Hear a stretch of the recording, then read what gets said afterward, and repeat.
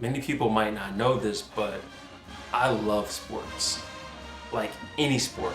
Baseball, basketball, soccer, golf, you name it. Tennis, I love them all. But there's always been one that's truly been the apple of my eye.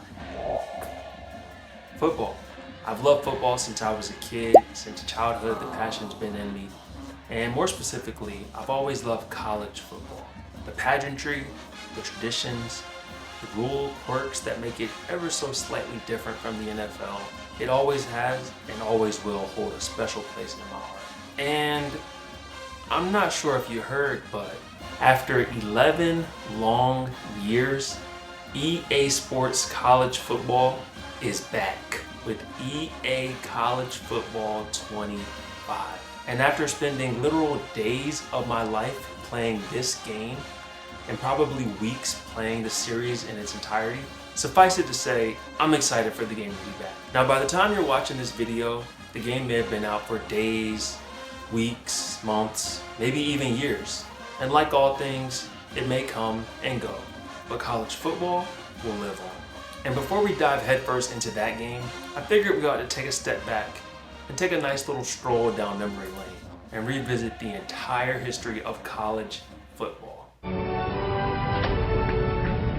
Damn, I'm proud to be with you. I'm proud to be with you. I picked you a good one, didn't I? Huh? We got a good one. And funny enough, in my research, I found that every 25 or so years, college football seems to reinvent itself with the new generation, with a new personality, and a new mind of its own. I mean, take a look at this timeline. Each quarter century delineating itself from the next. Over the course of 155 years, from the first football game between Princeton and Rutgers. Let's go through that entire history from a high level. There are plenty of long-form pieces that go through each and every detail year by year over the course of generations. But let's make it succinct. Are you quite sure we can do this? This one here is for the football lovers that love it like I do. So, without further ado, let's get into it. It all began with the first football game ever played between Rutgers and New Jersey, which we now know as Princeton. To understand the context we're operating in, we have to remember that this was a time where only 2% of the total population went to college. So when I say it was for the elites, I don't mean elites like today, I mean elite. And the game was very different then. It looked nothing like what we know as football. The score of that first ever game was 6-4. And no, that's not a shot at Iowa when I say offensive incompetence.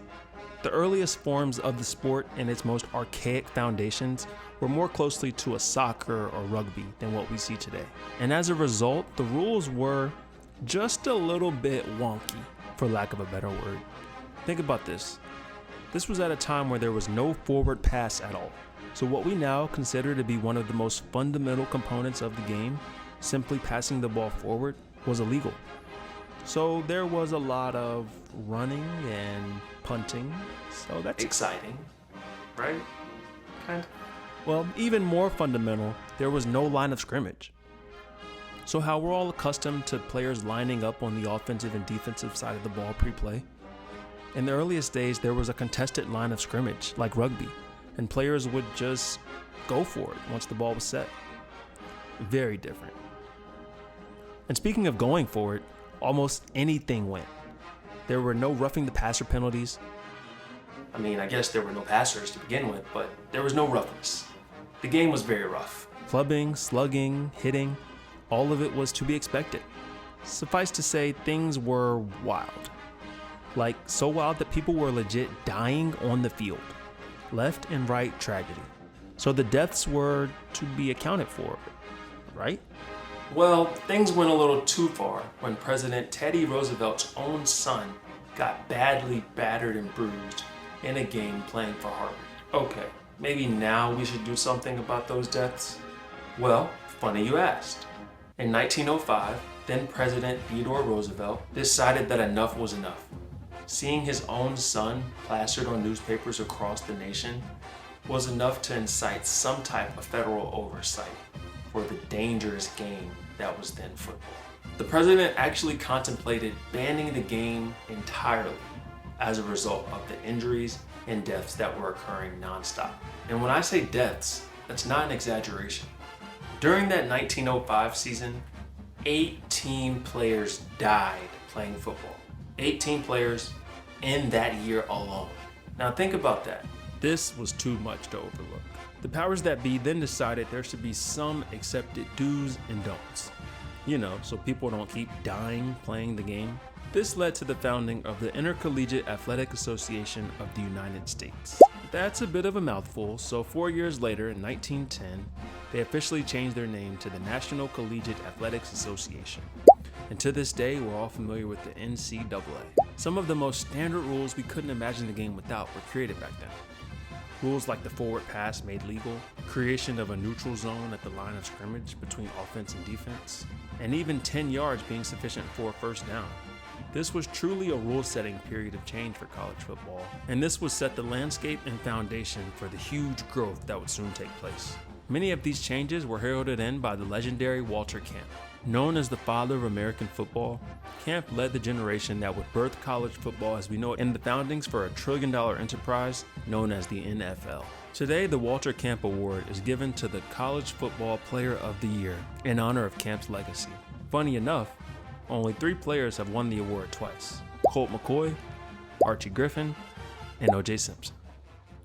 With the reasonable set of standards in place, it was time to grow the game. Over the 1920s, the sport had grown to encompass more than 120 teams, and by 1945, at the end of World War II, there were 9 conferences with thousands of players in total. Coincidentally, the NFL was also founded during this time period in 1920 and would only grow the game alongside the college ranks as the professional league of the country. For the first time, widespread technology began to make the game more accessible for all on a national level. Since its inception, college football had been a very regional sport. But as radios became a standard technology across the country, for the first time, people all across the land could gather and listen to a live football game at the same time. October 8, 1921, presented the first college football game broadcast across the radio, in an edition of the backyard brawl between West Virginia and the University of Pitt. Near the end of this period, the first ever television broadcast of a college football game took place on September 30th, 1939. For the first time, people could now sit at home and watch a college football game with their own 2 eyes from anywhere in the country. The game was ready to exceed heights Walter Camp could have never conceived. But what truly marked the growing nationality of the game was the introduction of the first AP ranking in 1936. For the first time, there was a generally accepted national ranking of teams to ultimately decide who was the best college football team in all the nation. But more on that all of the nation thing when we talk about rankings a little bit later. In this time period, football began to stake out its claim as the sport of America. I dubbed this period a national adoption because the spark that set off a national love for football unlike any other was just beginning. And soon, the country was about to experience its boom. Michael Jackson said it best: "If you want to be my baby, it don't matter if you're black or white." Well, in this period, it did matter if you were black or white. And as the nation was able to defeat its enemies abroad and return home, we soon had to reckon with our own demons in our own backyard. In this period, the civil rights movement would take the forefront, and many college programs would have to reckon with the role it would play in racial reconciliation. Check out this really awesome graph found posted on Reddit.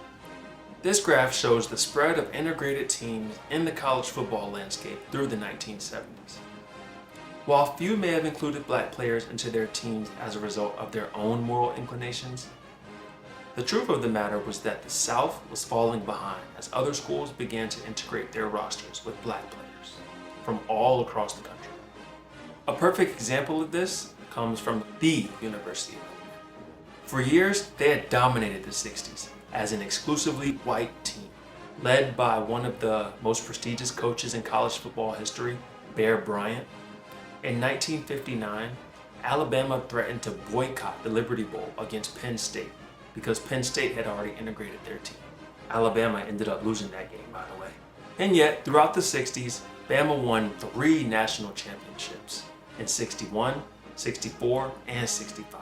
And yet, by the end of the decade, they were losing their spot as one of the nation's top powerhouses. They lost 7 straight bowl games, and for a team like Alabama, they experienced one of their worst championship droughts since Bear Bryant was named head coach all that time ago. One of the most pivotal moments for racial reconciliation across all of college football came in 1970, when Alabama faced the University of Southern California. In the first game of the 1970 season, an integrated SC team came on down to Tuscaloosa and beat the tar out of Alabama in front of their home crowd. A running back by the name of Sam Cunningham ran up and down the Tuscaloosa D and left a sour taste in their mouth. Integration was here, and Alabama had to decide whether they were going to play ball or stay stuck in the past. By 1972, Alabama remained one of the only teams yet to integrate, and by the end of that season, Bear Bryant finally decided it was time to make a change. After holding out for so long, Alabama was one of the last teams to fully integrate, and funny enough, in 1973, Alabama claimed its first championship since the late 60s. Funny. This anecdote just goes to show how valuable integration was in the ranks of college football. All morality aside, teams realized that they couldn't win being exclusively white, not when there was a wealth of undiscovered and well-deserving talent from black players all across the land. Integration had finally reached college football, and it wasn't going anywhere anytime soon. And yet, while integration was a huge win for racial equity advocates all across the country, the effects of this were that the best players that were frequenting HBCUs across the land had now decided to go to the wealthier, predominantly white schools. Prior to the widespread and overdue integration, many of the greatest football players of all time went to HBCUs. Have you ever heard of Jerry Rice, Deacon Jones, Walter Payton? These guys all went to HBCUs and are exemplary of the types of talent that was overlooked for so long due to the times. HBCUs had been poached, and their top talents were no longer staying home. This began the period where the rich really did get richer. Not only did the poaching lead to wealth disparities, but the influx of major TV money spurred even larger gaps into the haves and have-nots that we still see today. At the start of this period in 1973, the NCAA decided to split its member schools into 3 delegations that are still functional: Division I, Division II, Division III. 5 years later, the NCAA would again separate Division I into Division 1A, which we now know as the FBS, and Division 1AA, which we know as the FCS. This separation only further allowed for the largest schools, especially in football, to separate themselves even more so from the have-nots that were once their next-door neighbors. And as a result, things started to get a little testy. The biggest marker of this came from a lawsuit that made its way all the way up to the Supreme Court in 1984. At the time, the NCAA had actively limited the amount of games each school could have on TV each season. So you know how these days Alabama seems to play on national TV every single week? Well, back then the NCAA wasn't having it, and they threatened to ban any school that went outside of their restricted guidelines. Realizing that the schools were potentially missing out on millions of dollars, Oklahoma and Georgia took up the mantle and fought the case all the way to the highest court in the land. And they won.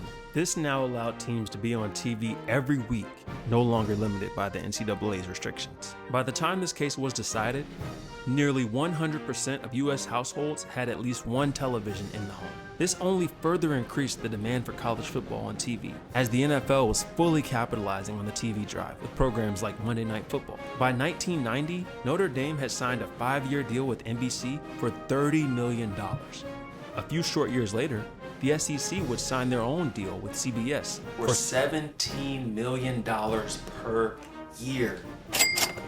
Money had entered the sport, and big-time money wasn't going anywhere anytime soon. This era prompts what I affectionately dub as the chosen few.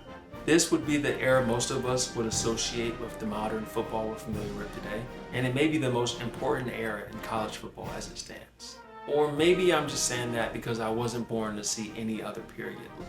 As the money was now fully infused into college football, the sport reached its highest heights ever. Increases in technology like the internet allowed fandom to transcend local colleges and universities, and instead open access to every team for fans all across the country, and even the world. Video games like the EA Sports College Football series instilled a passion for the sport in young people all across the country that would fall in love with college football from a new perspective. And the boom of ESPN in the early 2000s introduced even more fans into the wide world of college football, as shows like ESPN College Game Day grew more and more popular as the decade carried on. Oh yeah, and the money only got bigger. Money, money, yeah. In 2008, the SEC agreed to re-up on that earlier deal with CBS, and this time for $55 million per year. Ka-ching, ka-ching. At the same time, the SEC also had a cable deal with ESPN that raked in a total surpassing $2.25 billion for the conference.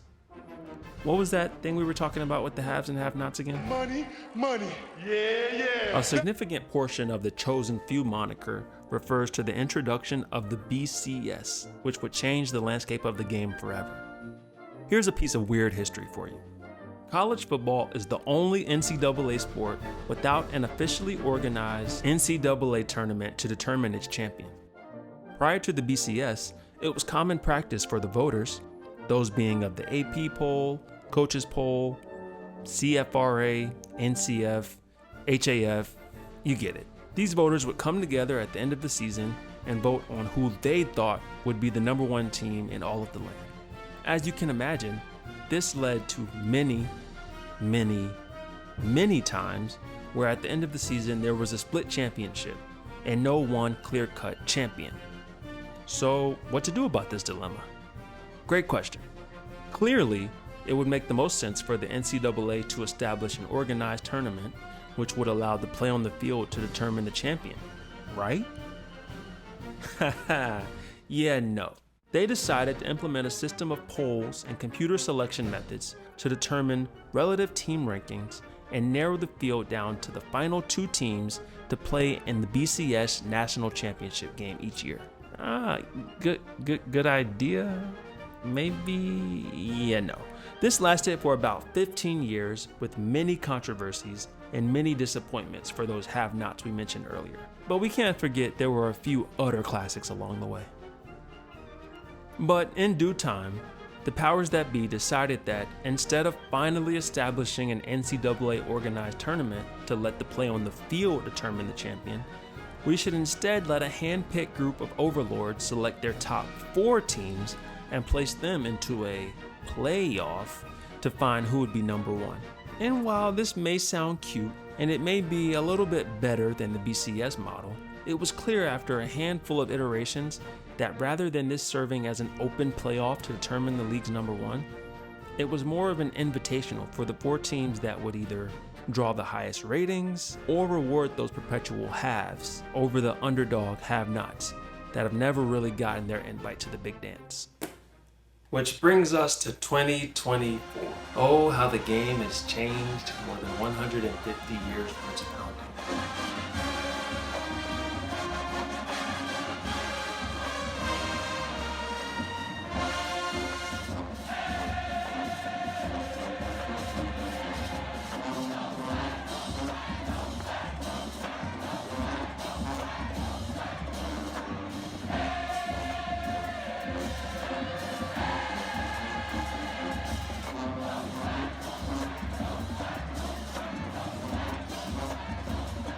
In a day and age where players are being paid, coaches are the most expensive employees in the state, stadiums sell out hundreds of thousands each season, the game is the game, and oh how the game has changed. For the first time ever, college football will have a playoff system implemented to determine who truly is the best team on the field.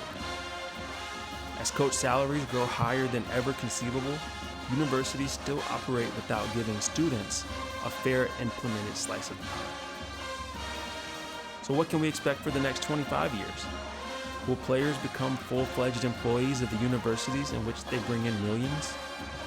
Will coaching salaries continue to rise higher and higher, rivaling the NFL? Will the Power 4 or Power 5 or Power 3 or 2 break away to form a super conference, leaving the NCAA as a thing of the past? The possibilities truly are endless, but we know one thing. we'll be right there to watch every single second of it. So let's enjoy college football here in 2025 while we have it. Oh, and what's number one? It has to be that college football is back. The game is back. This just means something to me, man. Let's get it. Thank you so much for watching this video.